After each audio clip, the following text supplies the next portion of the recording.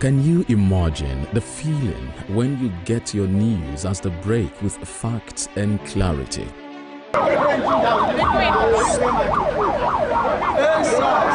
Our news are reported as it is. In Africa, and all those who masterminded the way it happened, we have to pay a price. Enjoy Western programs, projecting culture and tradition to the world.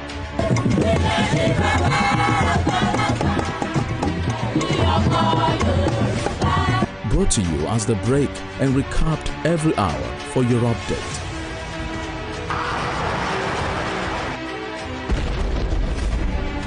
Fellow Nigeria, how to improve your welfare is of paramount importance to me. Produced and brought to you in a unique way never before seen. Western Spring. Western Spring. And Western Spring Television. Television is coming home in your color and culture.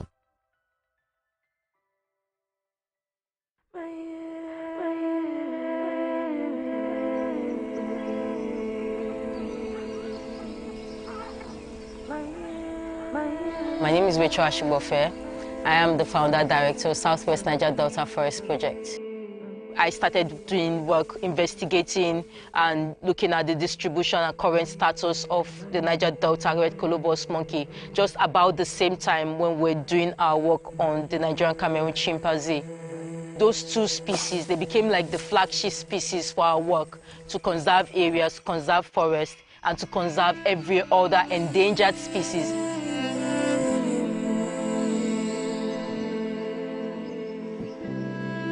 There are days that I don't feel like being a conservationist, to be honest. But there are days when I wake up knowing that if I push myself harder today, we could do more. We could get more places and more animals safe.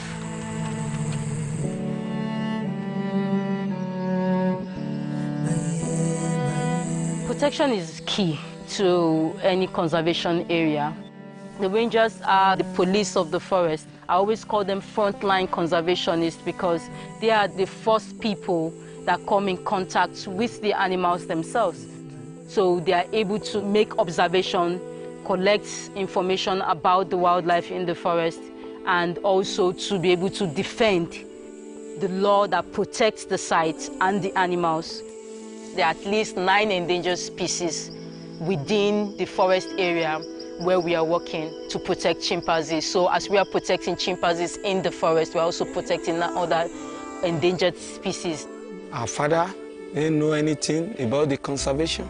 That is why they entering the forest, cutting the trees indiscriminately, killing the animals there, even the chimpanzee. Since I know the essence of conserving the forest and the wildlife, therefore, I hate people killing them. In the beginning, the pressure was really high from people who came against the project, people who wanted to do illegal stuff, and they faced armed gangs who attacked them with everything they've got.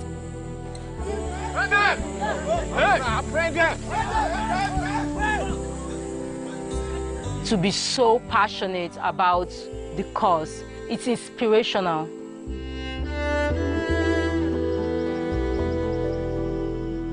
We engage everybody that has some kind of link to the forest or the use of the forest. And the bushmeat traders have that kind of indirect link.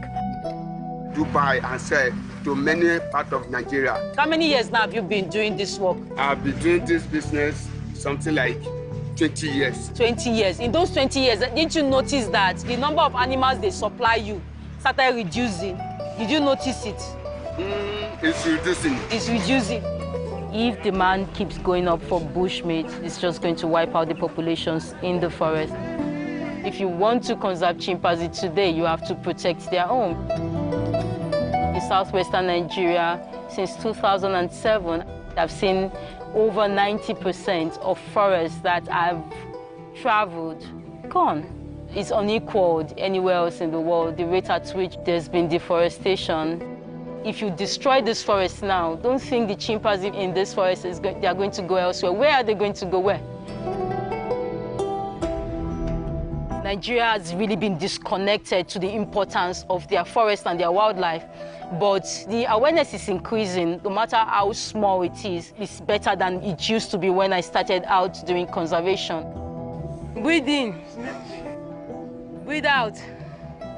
Oh yeah, clap for the forest. When we restore the population of that chimpanzee, the communities around this conservation area will start to benefit. So within the next 10 years, I believe just as we are cooperating with the United Nations, you will cooperate with us to restore this forest back to the time it used to be. My hope for the future is that we protect more places so that there is more safe haven for wildlife to thrive. Extinction is real, and it's not my problem, it's all of our problem, every single one of us. The wildlife were here for a reason, and we need them just as much as they need us.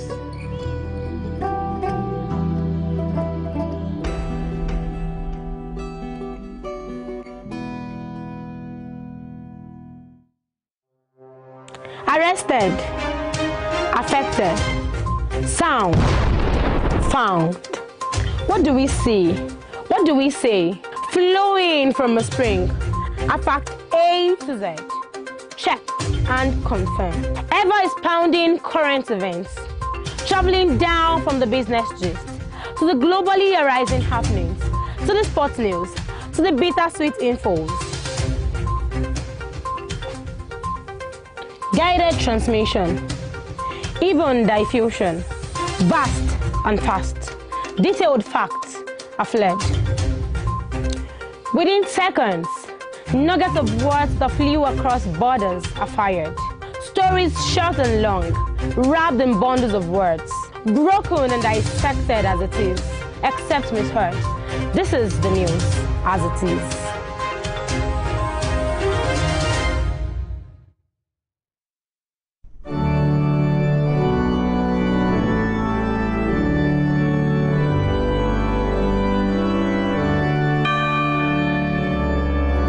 Here are 5 amazing fun facts I bet you never knew about Christianity. Number 1, there are over 2.4 billion Christians worldwide. Amazing fun fact number 2. The Bible is one of the best-selling books of all time, with more than 100 million copies sold every year. Most Christians believe in heaven and hell.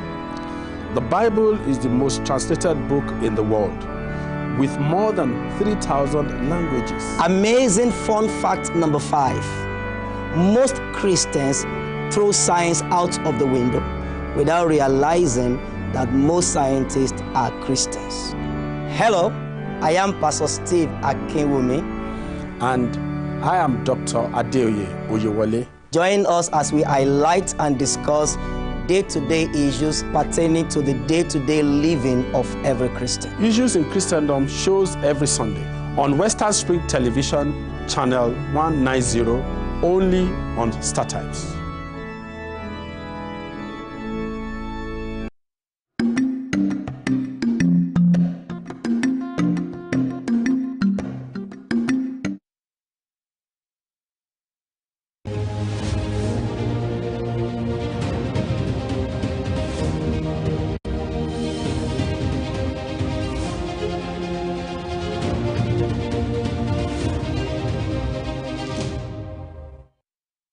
Oyo State High Court extends interim order against United Bank for Africa, maintaining an old debit restriction over Osun State local government allocations.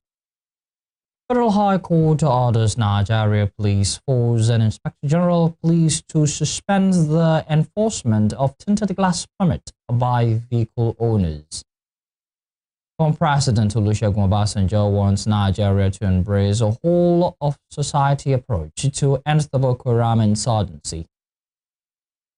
On the foreign scene, UNICEF says mothers and newborn babies in Gaza face their conditions as Nasser Hospital is overwhelmed with patients and medical resources running out.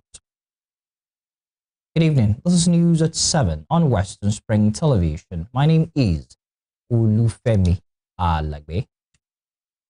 The State High Court sitting in Ibadan on Friday extended its interim order against the Unified Bank of Africa, maintaining a no-debit restriction on 30 bank accounts into which withheld Osun State local government allocations were paid by the Central Bank of Nigeria. CBN Justice Ladiran Akintola ruled that the order, originally granted on September 26, be extended until October 9, 2025 to ensure a fair hearing for all parties in the case. The Attorney General of Osun State, the Osun State Local Government Service Commission, and UBA PLC, although counsel to UBA was absent, Kazim Badamosi, representing a former All Progressives Congress Council chairman, appeared in court after filing applications for joinder and to challenge the court's jurisdiction. Counsel to the plaintiffs, Busibao Adetumbi, said the needed more time to study the applications, which were filed on Thursday and Friday. He maintained that the ex-chairman lacked the locus standi to challenge the court's jurisdiction, as the joinder application had not yet been decided. The case was adjourned to October 9 for the hearing. The Federal High Court sitting in Warri, Delta State on Friday ordered the Nigeria Police Force and the Inspector General of Police to suspend the enforcement of the tinted glass permit by vehicle owners. The court asked the police and the IGP to maintain the status quo and respect judicial processes pending further proceedings in the matter. The court issued the interim order as a hearing opened in the suit instituted by legal practitioner John Akoko Martins against the Inspector General of Police and the Nigerian Police Force. The lawyer approached the court to challenge the legality of the new tinted permit enforcement. In the interim order, the court directed the police authorities to respect the judicial processes pending the further proceedings in the matter. In April, the Nigerian Police Force announced that it had resumed the issuance of tinted glass permits nationwide through the Police Specialized Services Automation Project after suspending the scheme in 2022. The move reignited public criticism, with motorists raising concerns about harassment, extortion at checkpoints, and the fairness of demanding permits for factory-fitted tinted windows.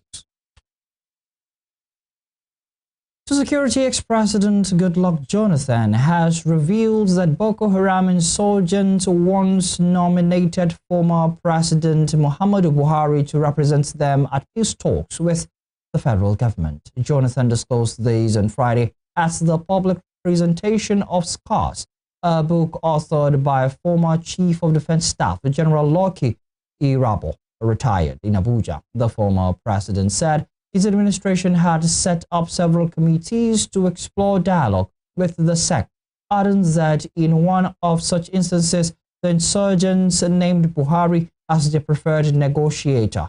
He added that based on that, he felt it would have been easy for Buhari when he emerged as president to negotiate with the terrorists to surrender, but the insurgency persisted. Jonathan noticed that the inability of Buhari to eradicate Boko Haram terrorists showed that the crisis was more complex than often portrayed. Jonathan also said the issue of Boko Haram was beyond hunger, adding that his administration employed so many strategies, but they did not work. He described the abduction of the Chibok schoolgirls in 2014 as a permanent scar on his administration. Jonathan urged the current administration to consider a carrot and stick approach, stressing that the group's sophisticated weapons suggested external support beyond mere hunger or poverty.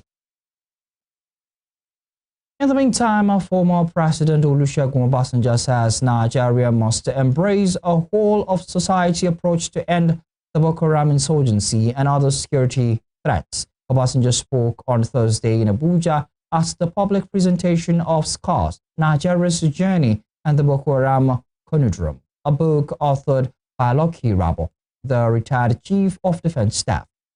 The former president, who also wrote the foreword, said the insurgency has dragged on for more than 15 years across 4 administrations, posing one of the most serious threats to Nigeria's stability. He drew comparisons with past conflicts, including pre-independence militancy, the Tiv riots, and the 30-month civil war, but noted that Boko Haram has become one of the country's most prolonged security crises. Obasanjo recalled visiting Boko Haram members after the 2011 UN building attack in Abuja. The former president also warned that the Boko Haram insurgency had become a part of a daily life for Nigerians, urging the nation to confront the menace with deeper questioning and stronger resolve. He warned against threatening Boko Haram and banditry treating Boko Haram and banditry as separate problems, adding that the two are now intertwined. Shouldn't we examine our past? What is in our past that is becoming debilitating, destructive to our present and obviously to our future? And I believe that is what you have tried to do in your book.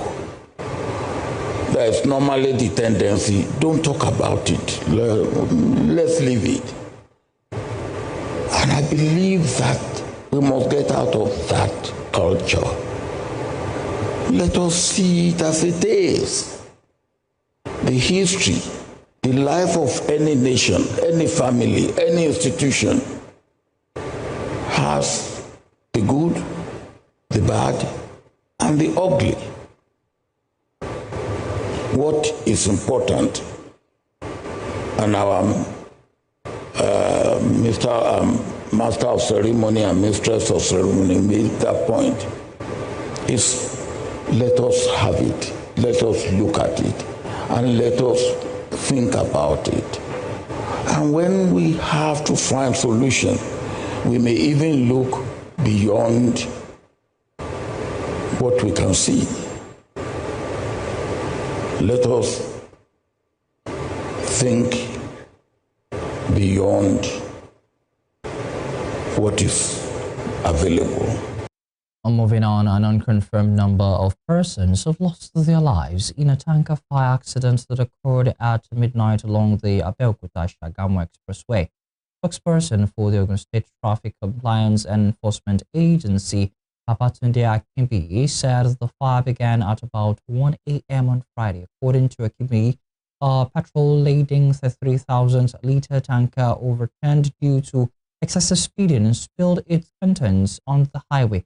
It shows that the impact of the fall triggered a fire outbreak, which spread to other vehicles and electric poles. He added that due to the ongoing rescue efforts, traffic within the corridor had been diverted to a single lane. Meanwhile, in Oyo State, a blaze has ravaged a solar and electrical company in the Iwo Road area of Ibadan, the Oyo State capital.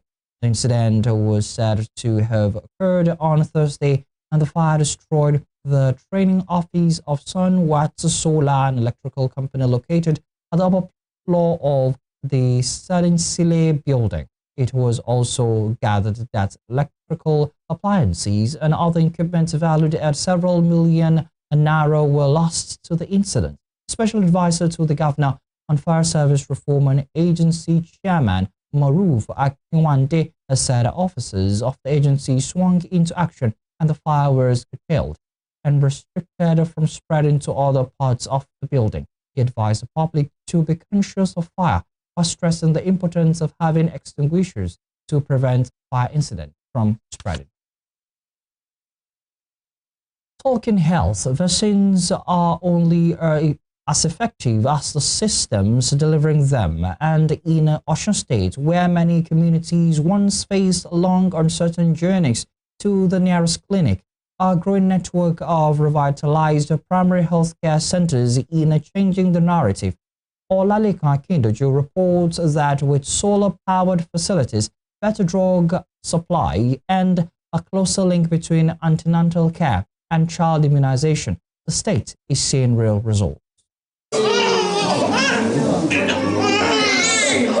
Oluwaseyi Omoni cuddles a 15-month-old child as she presents him at the primary healthcare center in Erin-Osun, a town in Irekpodun local government of Osun State, for another dose of vaccine. It's easy for me because my house is nearby. It's not far from this place. I will not take any Okada or bus to come here because it's at the back of my house. That is why it's very easy for me and every one of us here. Across Osun State, more families are being connected to the primary healthcare system, and mothers are bringing their children for vaccination through a link with other essential services like antenatal care and screening. Through an integrated vaccination campaign, eligible children, pregnant women, and other residents of the state are also benefiting from integrated health services. In the past 2 years, the government says it has completed the upgrade and renovation of over 200 primary healthcare facilities across the state, each one situated in a ward, thereby bringing healthcare closer to rural areas and helping to expand vaccination. The revitalized health centers were equipped with solar panels to ensure 24 hours water and power supply, as well as provision of drugs through the Osun Primary Healthcare Board. It's a Wednesday morning in Ido-Osun, Egbedore local government of Osun State, and the PHC in the town is filled with children and young people who have come for vaccination. Tomilola Adebayo has come to take the human papillomavirus HPV vaccine aimed at preventing cervical cancer. She says the process has been made easier by the availability of a functional PHC in the town. Success Oyelowo also brought a 3-month-old baby to the PHC for routine immunization. Every child has this particular card called immunization card. A date is being written, given to every parent, which indicates the date a particular child is to take that immunization. According to the World Health Organization, WHO, immunization currently prevents 3.5 million to 5 million deaths every year from diseases like diphtheria, tetanus, whooping cough, influenza, and measles. Findings suggest that Osun State has a low zero-dose prevalence compared to many other states. And according to the Nigeria Demographic and Health Survey, NDHS, in 2018, 17.2% of children aged 12 to 23 months were fully vaccinated according to the national schedule. This rate jumped to 41.2% in the 2023-2024 NDHS survey, showing a 24% increase. However, this still falls short of the WHO's 80% target. In the time past, it's lagging somehow because people are not getting to have the understanding. Head of the Nigerian Red Cross in Osun State, Tolulope Ogunleye, believes the state government investment in primary healthcare centers has made it easier for residents to have access to vaccines. If you have vaccines at our cold chain co-room and there's no health center to take them to, how will our people be beneficiary of these vaccinations? So that's why I said, linking it together, we have vaccination, availability of vaccines, then we have healthcare centers to take them to.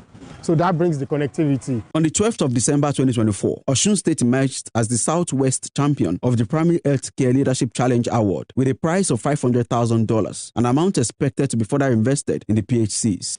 Across several towns in Osun State, many residents seem to now have access to vaccination. This is due to the expansion of the primary healthcare system across the wards of the state. However, some issues still remain. Osun State has 332 wards, and the government's claim of renovating and revitalizing 200 PHCs means there are 132 wards yet to be reached, though the state governor, Ademola Adeleke, earlier promised to ensure the rest were completed in 2025. Fatimo Raimi is a resident of Egbedi Town, Egbedore local government area of Osun State. The aged woman who stood in front of the community's dilapidated health center wants the state government to extend its PHC renovation drive to the town.